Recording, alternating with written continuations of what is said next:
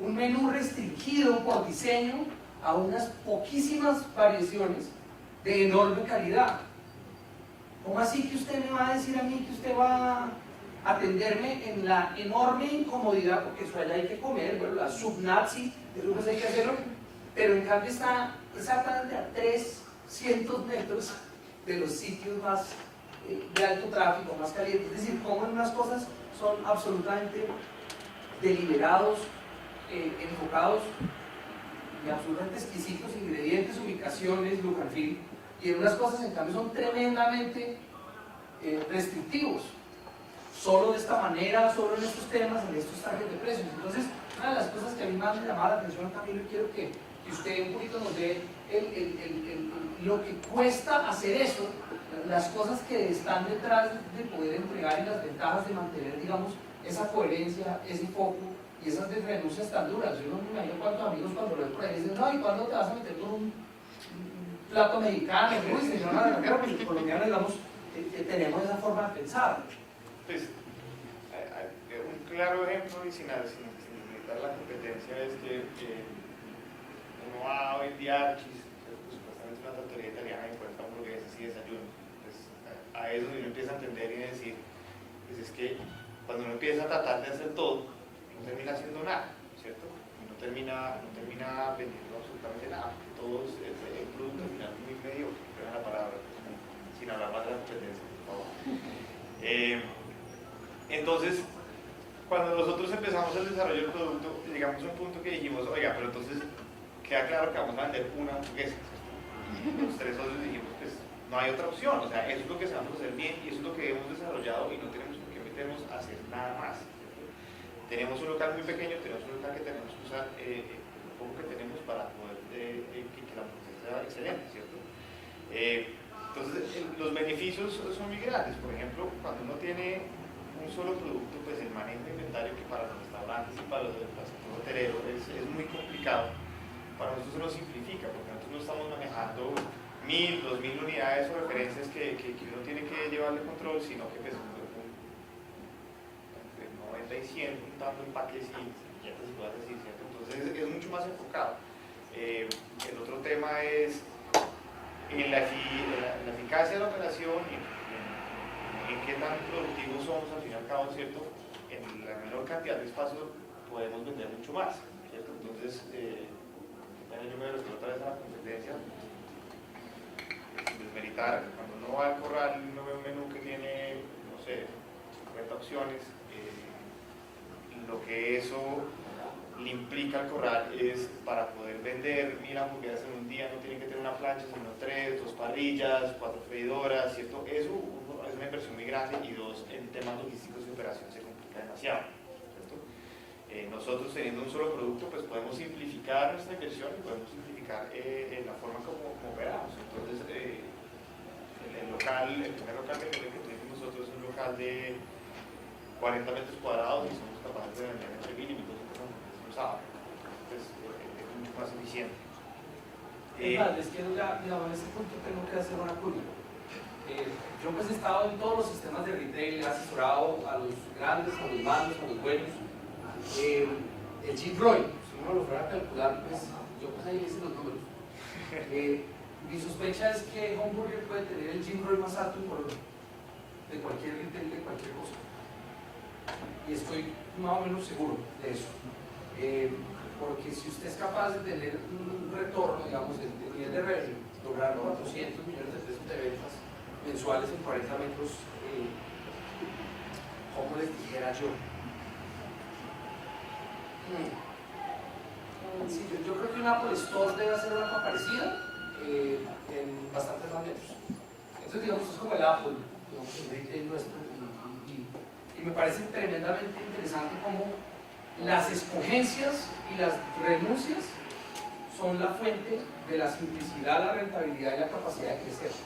Y esas variables hay que conectarlas, porque si usted no tiene un sistema que es difícil de copiar precisamente por eso, entonces usted realmente no tiene ningún tipo de ventaja. Usted lo que tiene es un eslogan. La razón por la que el corral no puede así, puede estarnos grabando, no tres así, estás mirando, no hay forma de que compita porque les tocaría volverse a esto y no capaces. y no son capaces porque entonces ya no pueden integrar la malteada de la unidad de helados y entonces no pueden integrar, y entonces como no pueden entender esas cosas, es grande y pesado, y ahí está. Este digamos que es un poco el rol que yo siempre he creído que tienen los emprendedores en las industrias más competidas, y es ser de alguna manera los que cambian un poco los equilibrios. Yo interrumpo 2 segunditos. Hay un, digamos que nosotros sí entendemos que hay otro beneficio, que es el cliente. Lo que más le gusta cuando llega a home es que no son 5 minutos a ver qué me como, cierto, que tengo ganas, sino es que cuando usted llega hay hamburguesa, no hay otra opción. Si tiene mucha hambre, se come la hora, si tiene poquita, pues se come la sencilla. Entonces eso al cliente pues le gusta. Cuando uno le muestra al cliente las 1000 opciones, el cliente se satura y dice, tal vez sí, tal vez no. De pensar. Y se acaba, esto no es un corrientazo, esto es una hamburguesa. Hay un corrientazo, pues hay otros ahí, es que finalmente eso es muy interesante. Tener menos es uno de los beneficios. Exacto. Hay un tema pues, que es uno de los retos que tenemos nosotros en el futuro, es hay algo que se llama la saturación del menú. Cuando uno tiene un producto, el menú se satura muy rápido, ¿cierto? Entonces nosotros sí hemos estado pensando cómo es el tema del crecimiento y cómo abarcamos el crecimiento hacia el futuro, pero es como pisando cáscaras de huevo, en verdad. Cualquier movimiento, cualquier cosa que la pensamos 3 veces y será que vale la pena, será que no vale la pena, qué es lo que sigue. Y digamos que lo más arriesgado que hemos hasta hecho hoy en día ha sido la hamburguesa vegetariana. Entonces arrancamos con una hamburguesa vegetariana, pero el público lo pide y lo primero que tuvimos fue una hamburguesa vegetariana. Y fue lo que más hemos avanzado. Y hasta este momento no hemos avanzado nada más. El debate hoy en día con mis socios es para dónde coger, y digamos que ahí sí me tengo que reservar la información. ¿Cuántos puntos cierran ustedes este año? ¿Con cuántos puntos abiertos cierran este año? Nosotros arrancamos con el primer punto en septiembre del 2014. Digamos que este en verdad es nuestro año 1, el 2015. Sí, no vayas a exagerar que digamos, aquí todos tenemos un año fundado. Nos conocemos todos. En un año hemos abierto 3 puntos más. La vendida tenemos 4 puntos, tenemos 3 abiertos al público y 1 abierto solamente para domicilios.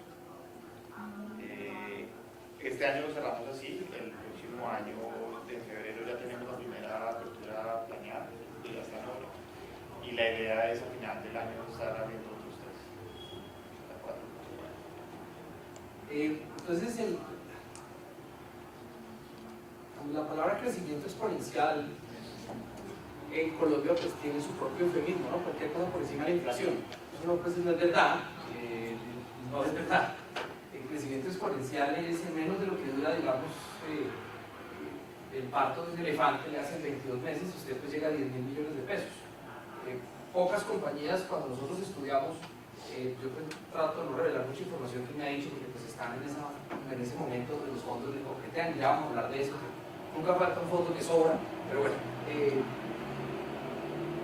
Cuando nosotros hicimos el ejercicio de escalando el emprendimiento, yo me acuerdo de una métrica que pusimos que eso nos generó, a mí me consideraron persona, me consideran, no voy a quitar ese privilegio, persona no grata en muchos foros de emprendimiento, porque yo les decía que el emprendimiento de alto impacto, si no era capaz de llegar muy rápidamente, es decir, el periodo de 36 veces a una cifra similar en ese momento eran 5 millones de dólares, realmente nunca iba a ser acceso, era otro tipo de emprendimiento, era emprendimiento de acumulación media, de algo que emprender, genera empleo, pero pues eso nunca se iba a analizar en Nasdaq, nunca se iba a invertir, no había necesidad de hacerles una unidad en bancoles de información de inversión y transformación. Yo no sé si es un fenómeno bueno o malo, a mí no me parece malo, pero es distinto, concédame que es distinto. Israel produce muchas de esas, California produce muchas de esas, Singapur produce muchas de esas, Bogotá menos. Y el número era muy exigente, decíamos, ¿cómo llegar a 10.000 millones de pesos como rasero? Y cuando miramos en Colombia hacia atrás, una década, solo había 14 compañías en Colombia que lo habían logrado, que habían pasado por eso, 15. Y el tipo de dolores que resultan en crear una realidad de ingresos de 10.000 millones de pesos en menos de 25 meses, es un dolor, es una cosa. ¿Cómo logra usted hacer eso? ¿Dónde están los dolores? ¿Cómo ha sido esa preparación para lograr mantener eso. Me contaba usted que hicieron obviamente el primer centro de producción con el que arrancaron, que se les quedó chiquito, como a los 17 minutos de abril.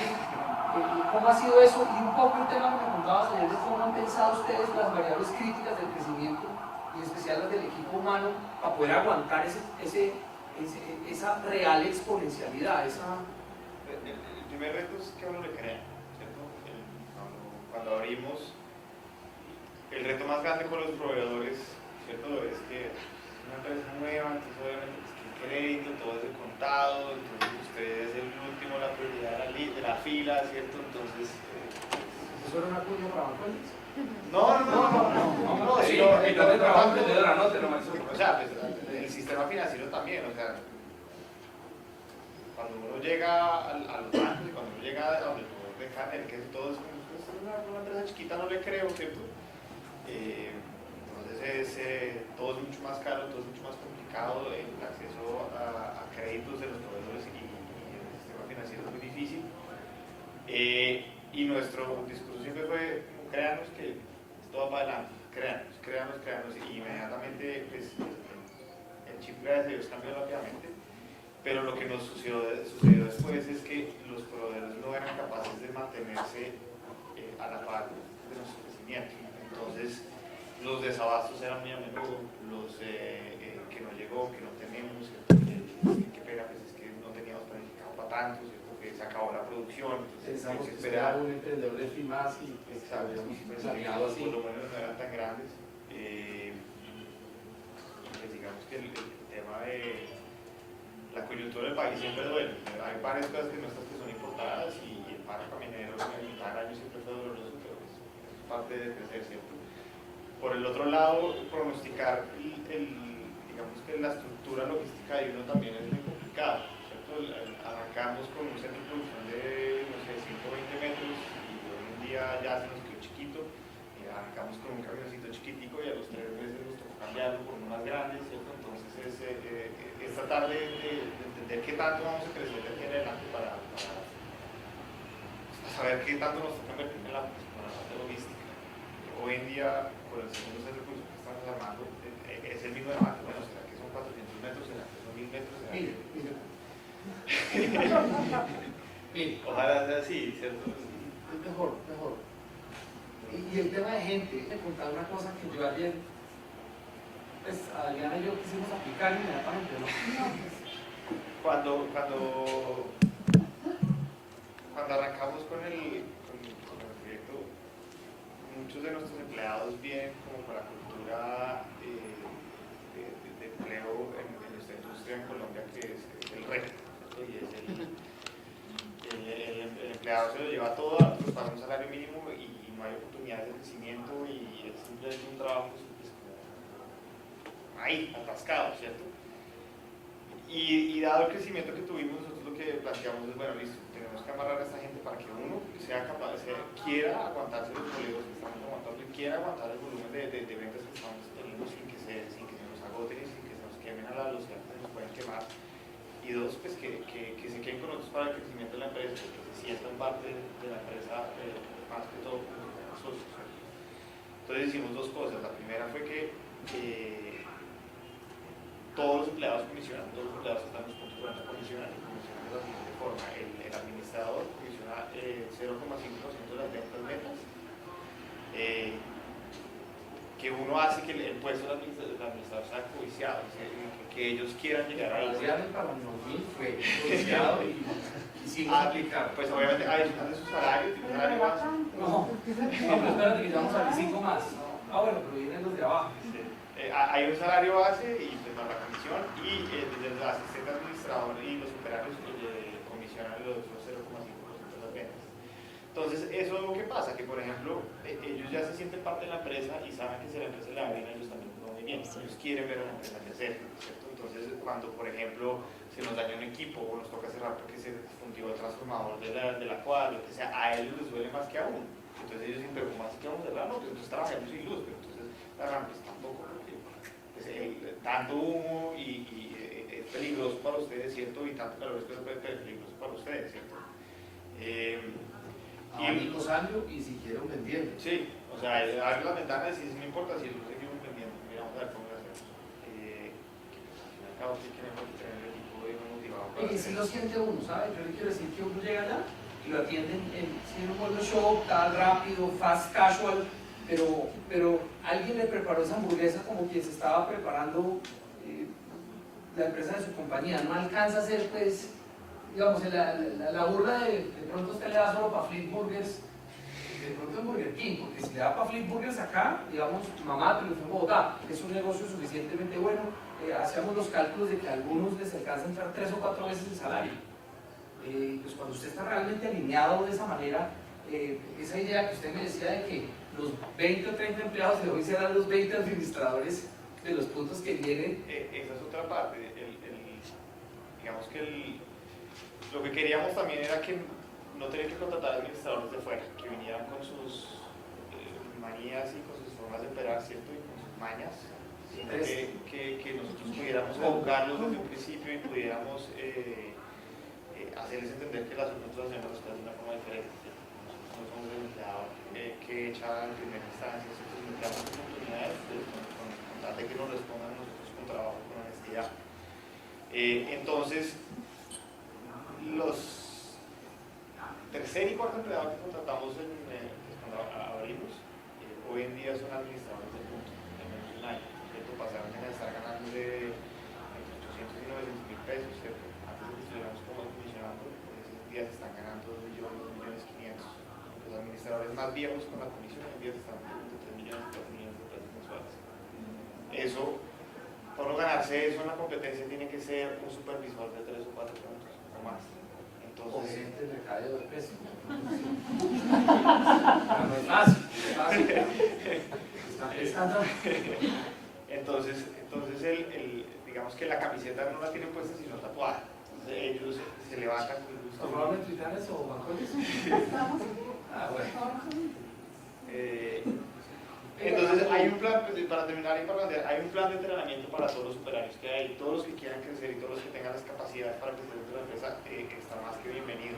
Cada vez que abrimos un curso para que un administrador y un asistente administrador, el administrador es un asistente administrador de otro punto que se convierte en administrador de otro punto, ¿cierto? Y el asistente administrador es alguien que sube la escala de administrativa de la empresa. Oiga, un día que Ginás haga un tema de share value, que me inviten, porque hay un pensador que a mí me gusta mucho, Richard Florida, usted lo debe conocer, que dice que el gran desafío de prosperidad de la humanidad es una cosa que se llama los Low Income Service Workers, LIWS, los LIWS. Porque él dice, si usted es capaz de doblar el ingreso en eso, nos jodimos porque por arriba en términos de automatización y en industria los robots ya lo hicieron.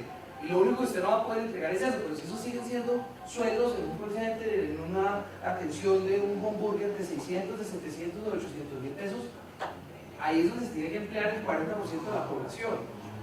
Terminaremos empleados en eso. Si usted ahí no crea, digamos, modelos de negocio que sean capaces de generar espacios para que una persona haciendo esa función se lleve a la casa 4 o 5 salarios mínimos, digamos, básicamente prepárense por los próximos 200 años donde stagnation, donde simple como que no hay consumo, el 40% va a vivir con 1 millón de pesos, ¿cuánto le vamos a poder vender los demás? Entonces me parece que es un tema, porque no hay muchos y porque entre las compañías más se estandarizan y más se pierden un poquito de su esencia, más se les olvida eso, y entonces después llegan a recursos humanos, sí, y los recursos humanos pues vienen con una práctica de alguna otra, y entonces horas extras, y esas cosas de nuevo un poco Marisol decía, yo creo que son los empresarios los que están llamados a diseñar eso y no las leyes a regularlo. Yo creo que en eso somos los empresarios los que tenemos una responsabilidad de crear las realidades que más nos convienen y no de esperar la normatividad que no. Julia, de valor compartido, no vuelvo a hacer más complicado. Pero ese tema, digamos que usted me contó que un administrador de un punto de venta en lo que uno llamaría un low income service work sea capaz de ponerse en Colombia 5 millones de pesos, me parece que es básicamente lo más sexy que he escuchado en macroeconomía en muchos años.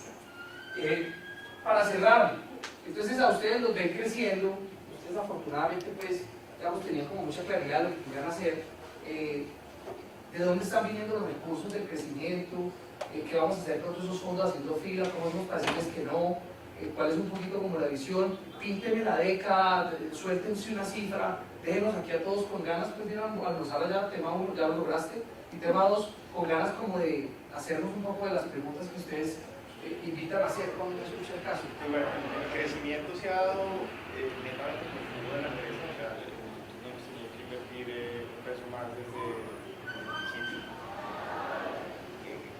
Volviendo al tema de la simplicidad del producto, nosotros sacrificamos un poquito en el food cost, ¿cierto? El costo de los alimentos, pero lo ganamos en la simplicidad de la operación local, pues al final nos deja... ¿Cómo fue la cena? Nos deja, sí, un porcentaje mucho más alto en la parte de abajo. Entonces, pues esta parte de administrativa es muy chiquita, nosotros manejamos la empresa de cada persona que trabaja. Entonces, el crecimiento que se ha dado hasta ahora ha sido completamente el flujo de la empresa. Hacia adelante, pues pensamos que queremos que sea igual, ¿cierto? No estamos esperando y no queremos inversión de nadie más. No que no haya estado, sino porque pues, apenas abrimos a los 20 días estaba el grupo de acá me tocando la puerta diciendo, venga, vamos a ofrecerle, se puede poner el SAP, que hacer la cosa, está bien, mejorar la afiliación, la ARL y todas las cosas que... Porque entendemos que lo que costamos hoy en día fue, o sea, lo que cuesta el valor de la persona hoy en día es un porcentaje muy bajito de lo que puede costar en 5 o 10 años, ¿cierto? Nuestra idea es que nosotros de mes 1 a mes 14, ya vamos ahorita, ¿cierto? Hemos multiplicado nuestras ventas por 10, casi por 11. Y la idea es que año 1 es a los 4 o 5 años que vienen sean por 5 o por 6. Entonces, el crecimiento es bien agresivo. La idea es el próximo año terminar de consolidar las áreas importantes de Bogotá, ¿cierto? ¿Con cuántos en Bogotá vas a durar? ¿8 o 9 en Bogotá? Sí, antes de entrar ni siquiera empezar centros comerciales y eso, sino pues áreas de comercio de salitre, Cedrito. De comercio casual, no el comercio así sí. Como donde está. Y ya después mirar otras ciudades. Tenemos que primero que Bogotá haya mercado suficiente para rato y una vez estemos bien posicionados acá, pues, empezar a mirar otras ciudades. Si no saben meter un programa de exportación de Banco, decía eso no. Habla conmigo primero y hablamos de otras cosas. Bueno, no, yo no tengo nada más que preguntas, admiración. Yo entré a ese sitio y ese día, porque mi ojo no me mintió. Y yo sabía, este es un caso. Les reitero, yo que he estudiado mucho la taxonomía colombiana, había 14 en la última década que han logrado este crecimiento, esta de pronto va un poquito más rápido que las otras. Me comprometí con ellos pues a no darles a ustedes cifras, pero probablemente en el transcurso de los días cuando él se vaya se las dará. Tranquilo. Pero pues créanme que es suficientemente excepcional. ¿Qué está haciendo su aceite usado? ¿No va a vender? Sí, No, sí. Me va a comprar más bien. No, nosotros tenemos una empresa que se llama Biogras que se encarga de... ¿Se lo cogió la competencia? No me preocupa, pues los clientes están activos o por activar, nunca descartados.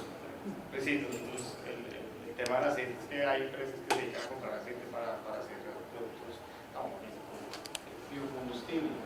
Ahí es garantía la trazabilidad. Gracias también. ¿Pero qué producto le importa? La tocineta pues, es una marca nacional, pero es un producto importado, el queso.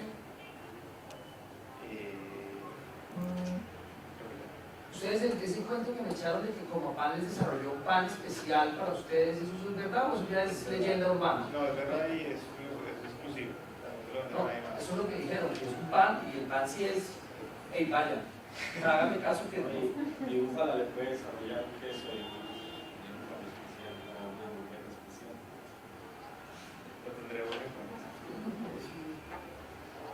¿Cuál es el precio de la menú? Digamos que nosotros no vendemos por combo, pero si lo fueras a ver por combo, una hamburguesa sencilla con queso y tocineta, unas papas y una Coca-Cola te cuesta 19.700 pesos. Y si le quitamos la papa de La hamburguesa arranca, la hamburguesa sencilla, sin queso y sin tocineta, empieza en 9.500. Entiendo que por las cifras que mencionas de la tasa de crecimiento en ventas, pueden haber muchos inversionistas interesados en ustedes, o no, pero, pero la razón es por qué sí, pero no hoy han, no vale lo que valen o sea, ¿cuál es la razón de no querer un inversionista todavía en la empresa. ¿Tú conoces el famoso cuento ese de que el mejor socio es el que uno no necesita? Porque no lo necesita. No, pues mira, en un principio, cuando arrancamos con la empresa, pues decíamos, listo, entonces cuando queramos, vamos que las proyecciones nuestras eran mucho más bajitas de las que tenemos hoy en día, ¿cierto? Entonces, de verdad, no era mucho más chiquitas. Y cuando arrancamos dijimos, bueno, listo, póngale que si el primero nos da resultado, abrimos el segundo pues con nuestra plata, y si ya vemos que necesitamos plata para seguir creciendo, pues buscamos un fondo de inversión o alguien, un socio que nos quiera apoyar, ¿cierto? Ustedes no esperaban el éxito que tuvieron. Exactamente, y lo que pasó es que el flujo de caja hoy en día nos da para crecer a la velocidad. Ellos tienen un fondo de capital privado detrás de ellos que se llama el flujo de caja libre. Pero es como, ¿qué tan fácil es decirle que no a un inversionista en la realidad? Muy fácil. Pues, Tú más o menos le dices, oye, mira, súper chévere tu propuesta, nos vemos más adelante. Sí, no, pero pues digamos que las primeras los acercamientos que nos hicieron, sí, era gente pues, amigos y familiares y pues, siempre son bastante intensos de venga. Pero también yo le hago, digamos, yo sé que usted no me va a dejar, pero les voy a contar de nuevo a mí que me dijo Gabriel. Gabriel, socio mío de consultoría, brillante, inteligente, me dice, es muy fácil. El corral se vendió por 400 millones de dólares. 450, y ahí pues toda nuestra leyenda urbana, pues digamos 450. Y esos tipos son bastante más rentables y crecen bastante más rápido que lo que lo hizo el corral en su momento. Entonces la pregunta es, ¿cuál sería el número en el que uno empezaría a decir, me interesante algún día tener un socio?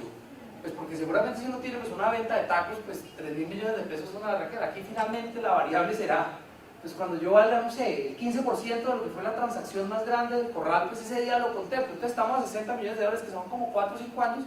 Entonces seguramente en 4 o 5 años pues llamará uno al fondo y le dirá, de pronto ya ahí será un fondo para ir a por Estados Unidos o para ir a por, pero digamos, el dominio local pues se hizo. Y hay un tema interesante, es que ese tema de que uno nunca espera el éxito que puede tener, pero cuando uno se devuelve las razones del éxito sí estaban implícitas en el modelo, no fue un arepazo. Y eso es un poco el tema. Yo sé que cuando uno oye estas historias por momentos dice, no, pero es que pues uno así feo, uno no tuvo esas oportunidades, pero lo que les quiero decir es que más allá de eso hay un enorme llamado a la coherencia. Audaces fortuna jugar, dicen en latín. La suerte favorece al preparado. Hicieron unas escogencias y el mercado los amplificó. ¿Qué pasa si uno más bien dice, ¿qué será que hay ahí de elección en términos de mantener coherencia? Unas escogencias, unas cuantas pero significantes escogencias y ejecutarlas. Hay problemas que, pues, por ejemplo, en el caso del corral, cuando el corral vendió, la imagen inmediatamente empieza a cambiar de público. Pues la gente, claro, es que porque vendió entonces ya no vende Coca-Cola, o porque vendió entonces la hamburguesa cambió. Yo era un comedor de corral curado y obviamente integraron la carne con cebo. Ellos hicieron lo que hace todo grupo, optimizar 4 cosas, montar SAP, afiliarlos en la ADL y finalmente es un corral. Pero pues ya no era la receta original, ¿se acuerdan ese filo IVA que tenía el mito que era con carne de lombriz? Esas cosas bacanas se perdieron. La lombriz que todos tenemos dentro, eso se fue perdiendo y yo creo que pues, se les notó o no. Y eso también es un tema nuestro, pues si estamos creciendo no queremos que la representación del público cambie porque tú.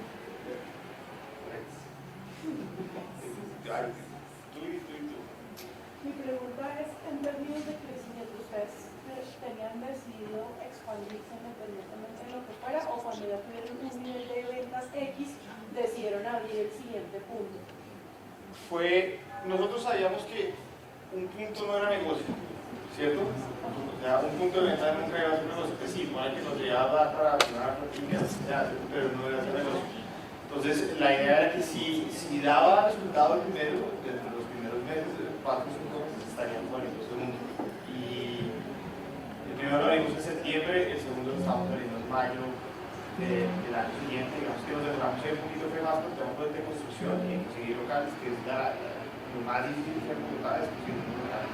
Sí, pero mi pregunta es respecto a lo que dices, o sea, ¿en qué momento ustedes dijeron este negocio? Te digo porque yo también tengo un restaurante casualmente en Centro Internacional, Sí. en nuestro restaurante lleva 4 meses Sí. y estamos vendiendo alrededor de 30 millones de pesos mensuales. Sí. en este momento estamos en el dilema de crecer o quedarnos en ese negocio. O sea, en ese punto y nada más. Entonces, ¿en qué momento uno debería decir, bueno, listo, ahora sí doy el salto y abro un punto más? Tengo una pregunta, con esos 30 millones de dólares que puede vivir en otro local, ¿sí usted aquí vive en plata? En este momento sí. ¿Sí? Si necesitará, hable. O sea, esa fue nuestra conclusión. ¿Tenemos con qué? No tenemos que poner plata, no tenemos que buscar un segundo personal. El negocio está dando, la gente lo necesita.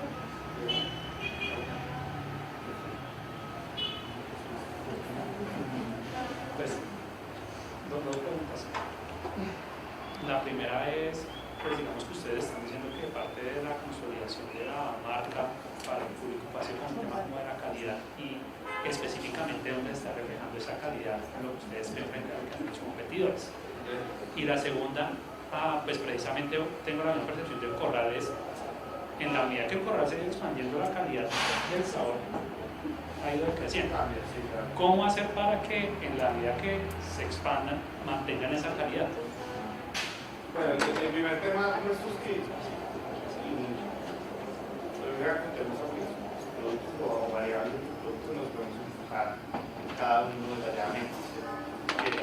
De esta forma, tenemos que ver así, así, la carne es una mezcla propia nuestra, diseñamos, o sea, compramos carne de movilidad en los de carniceros, entonces realizamos que nos mueran estos cortes de esta forma. Y nunca se comen y no se le agrega nada más, solamente a veces está comiendo carne y productores y con buena calidad. El tema, más que todo, cuando uno va creciendo, que la calidad se deteriora es por el entrenamiento del personal y por digamos que ese engagement del personal en empresas, ¿cierto? Si ellos no están comprometidos a la calidad y a lo que están haciendo, pues para ellos un trabajo netamente no hay pensamiento, no hay amor y no hay ganas de meter que el producto salga todas las veces, ¿cierto? Una cosa que nos ha tocado trabajar y que es como cambiar el paradigma colombiano, que es que tristemente, esto no es algo que uno tenga que estar orgulloso, pero es algo que tiene que hacer en el negocio de los restaurantes, es que uno tiene que poner los estándares y se tiene que regir por esos estándares. Entonces, cuando la hamburguesa no va a salir al restaurante, pues esa hamburguesa no puede salir y es comida especial. El colombiano, buscar una caracada especial para lo que se vota, ¿cierto? De comida, pero que está el estándar, el colombiano votar es muy complicado, ¿cierto? No botárselo al estómago de otro colombiano que debe tener los mismos estándares. Exacto, entonces cambiar ese paradigma y decirle, vea, pues, o sea, yo sé que la votan, pero pues es que la empresa nos está pagando por un producto de una calidad mucho más rápida, eso. Por otro lado, esto se regala, esto se entrega al señor principal que pasa por ustedes, ¿cierto? Pero siempre es enseñar esa publicidad, que esa cosa para que salga siempre, ¿cierto? Y la segunda.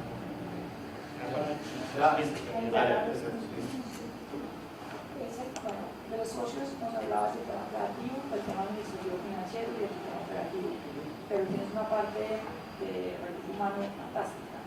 ¿Cómo la lideran? O sea, ¿quién es el que diseña todas esas políticas de recursos humanos? Vos.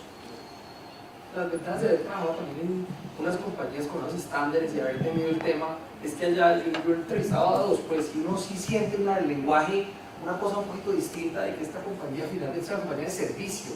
El producto se le fabrica a usted ahí, es una compañía más de servicios de alimentación que de productos. Sí, el compromiso es como muy especial. En Estados Unidos invierte mucho a los humanos, pues como que al tema de que los mexicanos son los empleados, que la compañía está trabajando. Y nosotros tuvimos la oportunidad para hacer lo mismo. O sea, yo no estoy inventando la rueda, yo estoy aplicando mis conocimientos que aprendí en otra parte acá. Allá lo hacen de una forma diferente, allá digamos que no hay comisiones y no hay eso, tenemos que los salarios son un poco más altos. Aquí teníamos que encontrar una forma de amarrar los productos y mejorar el estilo de vida. Pero el tema de crecimiento de la empresa sí es netamente maravilloso y ellos sí hacen un trabajo con ellos crecen, pues, o sea, ellos llevan Es que valen. casi 2.000 unidades. O sea, ¿Cuánto es el market cap de Chipotle? ¿Cuánto y lo más que le fue 400 millones?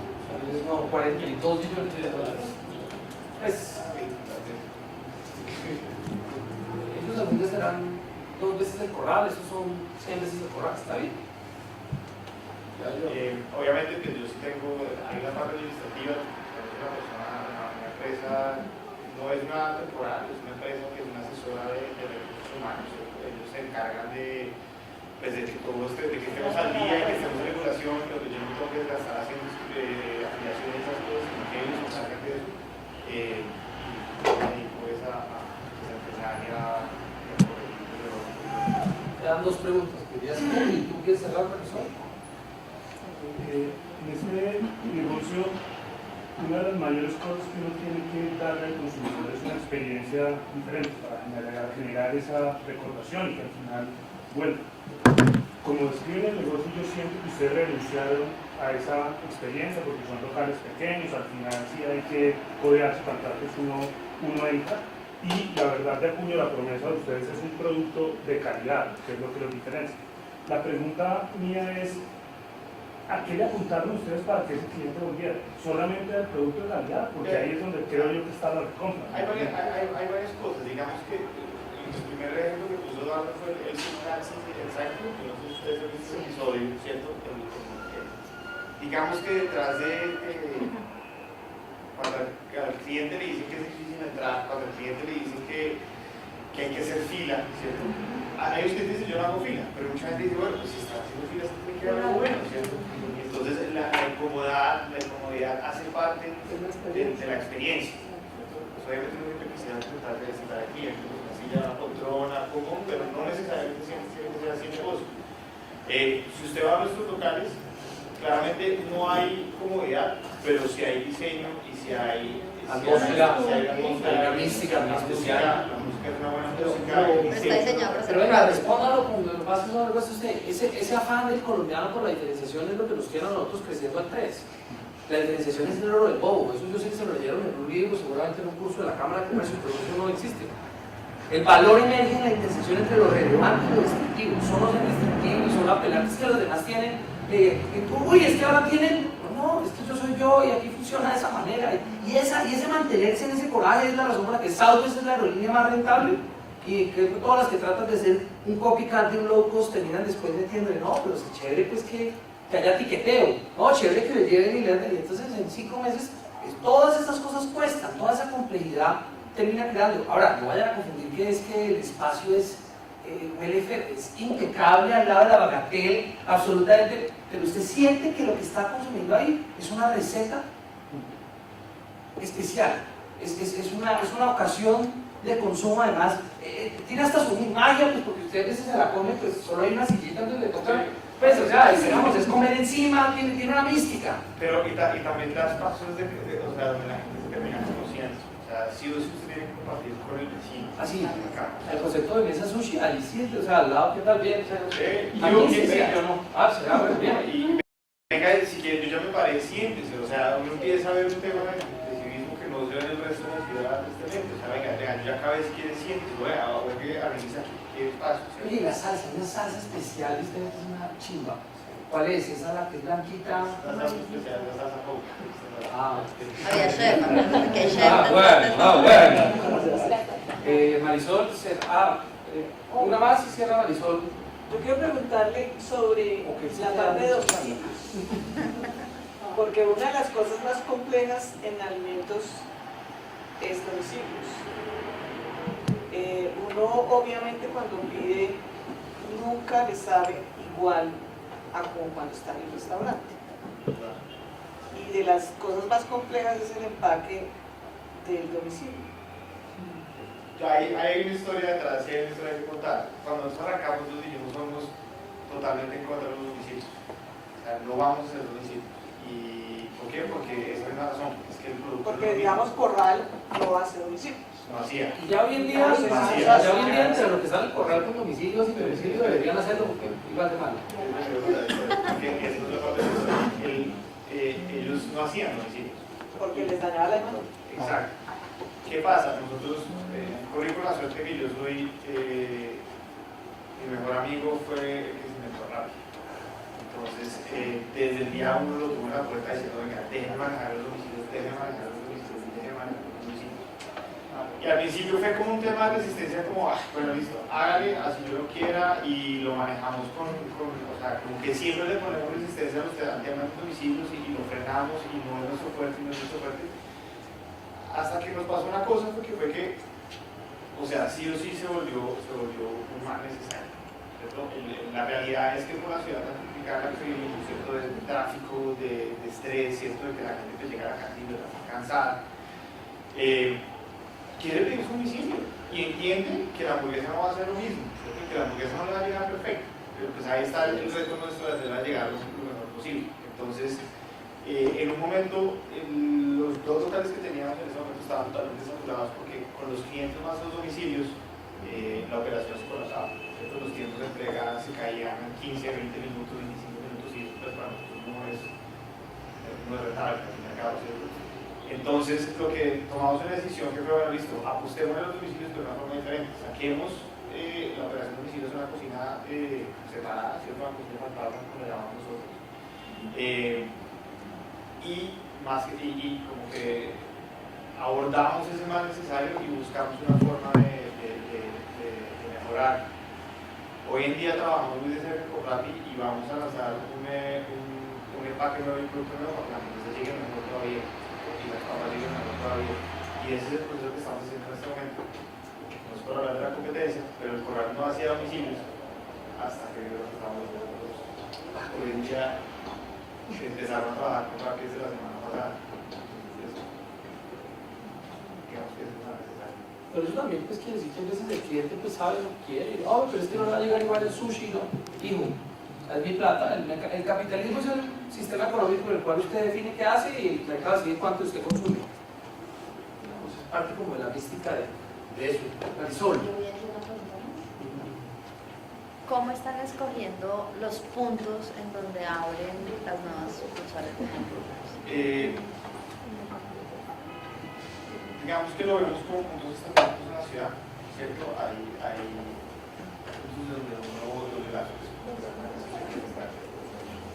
la novela con 81, donde arrancamos, sabíamos que era una vitrina perfecta, una calle transitada, un mix muy interesante de residencial, oficinas, ¿cierto? Tú a la hora de los socios y tienes a los que vienen ahí, y por la noche tienen las parejas que quieren cocinar en casa, y los sábados y los domingos tienen las familias que quieren llegar a almorzar, ¿cierto? Igual pasa en la zona G, ¿cierto? Sabemos que tenemos que estar en la zona G, es muy estratégico, ¿cierto? Sobre la carrera quinta. El Museo Nacional fue más que un experimento, pero sí en resultado me ha resultado una zona de oficinas muy interesante, con un mix residencial mucho más bajito. Sabemos que requiere mucho más tiempo en desarrollar, ¿cierto? Pero siempre hacemos ese mismo pensamiento, ¿listo? Entonces, el próximo local es la 19.118, igual es una avenida principal, mix residencial de oficinas importante, y así. Y además ustedes pues por ser capaces de tener ubicaciones de 40 metros también el real estate disponible, que les toca ser más creativos y demás, pero también se les vuelve una variable diferente. Pues, digamos que el local de 40 metros ya hoy en día no está dentro de los planes porque es un local que genera mucho estrés dentro de la operación. Hoy en día los clientes todavía siguen en más, la de la novela que es la original. Pero en ese local, o sea, los equipos se dañan todos los meses, el piso se desbarata todos los meses, las mesas se desbaratan todos los meses porque no está diseñado para montar ese volumen, ¿cierto? Entonces buscamos locales más que todo entre 80 y 90 metros cuadrados, ¿cierto? Y sabemos que con eso Por eso, del 80 a 90 versus los del formato mínimo de casual walk, que pues, sí, no, 1168, 7 camadores de pescado, es un poco jodido. Muy bien.